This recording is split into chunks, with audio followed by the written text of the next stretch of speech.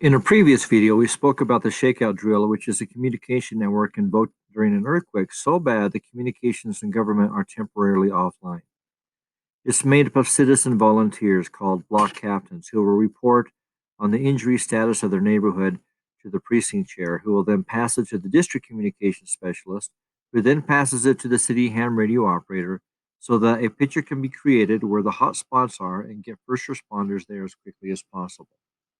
But that's the extent, and it's only for those who are injured. The rest of the aftermath will be on the community for an unknown period of time. Could be a week or several weeks, depending upon the circumstances.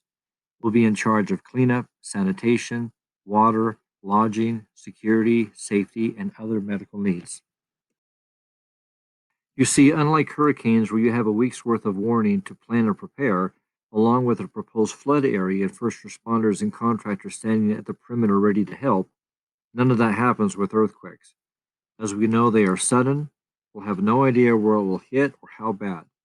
Everyone will be affected at the same time, and depending upon the time of day, many people may be out of the neighborhood, whether it's at work, school, running errands, vacation, and there's a strong chance communications will be down. Roads will be blocked, freeway overpasses collapse, and requiring people to walk home on foot from wherever they are. So the plain truth is that everyone will be affected, including those first responders. Either way, we will be on our own as a community, and it will be up to us to hold it together until help comes. During this time of the government being down, NGOs or non-government organizations and FBOs, faith-based operations, will step in to provide structure and support to the communities. The groups affiliated with Conwood Heights will be CERT, and religious groups such as St. Thomas More, the Cottonwood Church, the South Valley Unitarian Universalist Society, and the Church of Jesus Christ of Latter-day Saints. For the Butler West District, the ward councils from the Church of Jesus Christ of Latter-day Saints in each of the precincts will be enlisted to help out. It's a structure that is already in place, and some of their duties they perform dovetail perfectly with what will be needed at the time. You see, there will be many people scattered working on their own. The ward council will simply help organize all the efforts so that they're working together. And as the people become more organized, more will be accomplished, which will lift their spirits and their quality of life at a faster rate. Let's look at this from another perspective that will help each ward council know to what extent they should be involved. We'll work from left to right. During no earthquake, when all is well and the government, first responders, contractors, and the communications are all online, the ward council will go about its business as it always does, looking out for the needs of the people in its geographical area and using ministering teachers to learn how everyone is doing. In the next situation, we have a mild earthquake with little to no damage. Think of the 5.7 earthquake we had in March of 2020. The government, first responders, contractors, and communications are still online. The ward councils learn through the ministering teachers the status of everyone, and life went on as usual. But now we have a medium earthquake. There is some damage, but not extensive.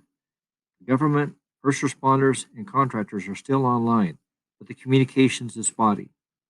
The ward council can still learn through the ministering teachers, but also look to the block captains and the precinct chair as well. The information coming in will help the council decide if there's more to do. Knowing that the government, first responders, and contractors are online and the needs of their people will be determining factors. Now we move to a larger earthquake where lots of damage is done. Government, first responders, and contractors are still functioning but very overwhelmed. And communications is offline. The ward council will now evolve into the emergency precinct council to assist and will add their safety, water sanitation, and security coordinators to the council. They will assess the needs of the people through the information coming in from the ministering teachers and the block captains through the precinct chair. As information comes in, they will be able to determine the best course of action and any changes as needed. Then they will coordinate with the blocks to remedy the situation. And finally, we have a major earthquake where everything is offline. We will act as we would if it were a large earthquake, just for a longer period of time. So you see, the ward councils are always involved in one form or another, but that's just because of how they're structured. But their involvement will vary depending upon the magnitude of the earthquake. There is one editor's note.